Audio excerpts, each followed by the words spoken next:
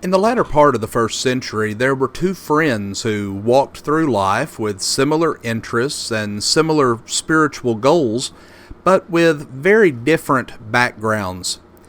We find a man by the name of Jomrin, who was a Hebrew, deeply steeped in Jewish lore and devoted to the worship of Jehovah, the God of all creation.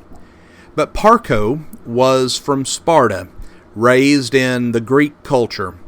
And these two had met when they both worked together as laborers at the harbor of Joppa on the Mediterranean Sea.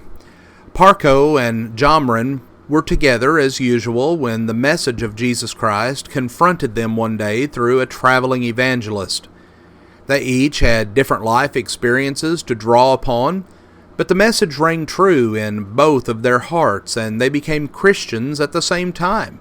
They became fast followers of the truth of the gospel of Christ as they listened repeatedly to the teaching of this great evangelist. They knew of the life and death of Jesus and the evidence of his resurrection.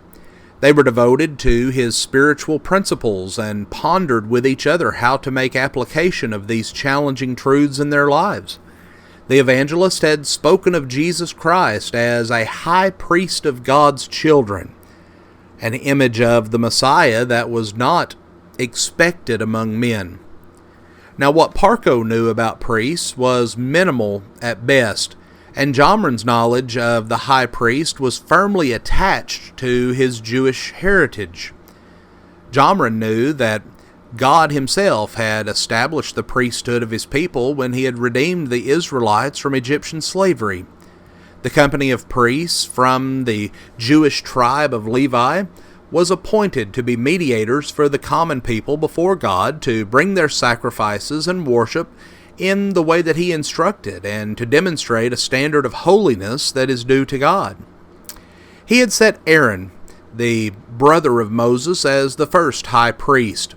Jomrin explained to Parco that the high priest had the honor and the awesome responsibility of being the only person allowed within the holiest part of the tabernacle. The high priest, the ultimate mediator, was to enter into the Holy of Holies just once a year to bring a special offering before God for the sins of the people. This obviously conferred upon the high priest a position of highest honor and respect among those who brought their worship to God. Jomrin recounted how the high priest served the people by offering gifts and sacrifices for sins before God. He could deal gently with the ignorant and the misguided because he was beset with weakness himself. And he had to offer sacrifice for his own sins before he could represent the people before God. Then, remembering the teaching of this evangelist, Jomrin began to better understand how much greater is Jesus Christ as our high priest. Jomrin understood the evangelist's point that Jesus didn't elevate himself to this high position, but that he was appointed by God. And although Jesus was not descended from Aaron or even from Levi, still he was sanctified just as Melchizedek was known as a priest before God. That point was especially important to Jomrin, because the Jewish religion would otherwise reject this whole idea since God himself had declared that high priests would be from the lineage of Aaron.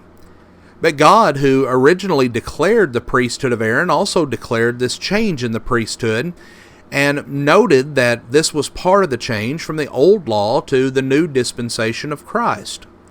Jomrin explained to Parco that the high priests, through Aaron being limited to this life, were regularly replaced when they passed from this life.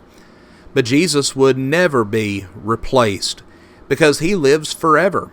And while earthly high priests entered into the holy place and made with the hands of man this place where God would come and would be, and he would be in the very presence of the high priest, well, Jesus is now entered into heaven itself and is there in the very presence of God, and he is there as the mediator for us all. Now, whenever we think about these two men. We think about the differences in their background. We think about the things that Jomrin would have understood and the things that Parco would have understood. We can see where, on one hand, Jomrin would have had an advantage at having a better understanding of the high priest.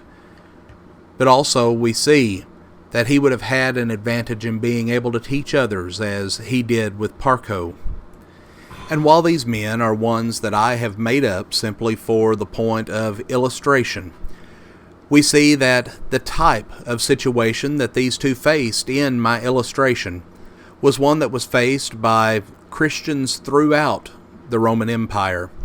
For these were individuals who had a variety of backgrounds, but we find that to each one, regardless of their background, Jesus was their great high priest, just as he is for all Christians today.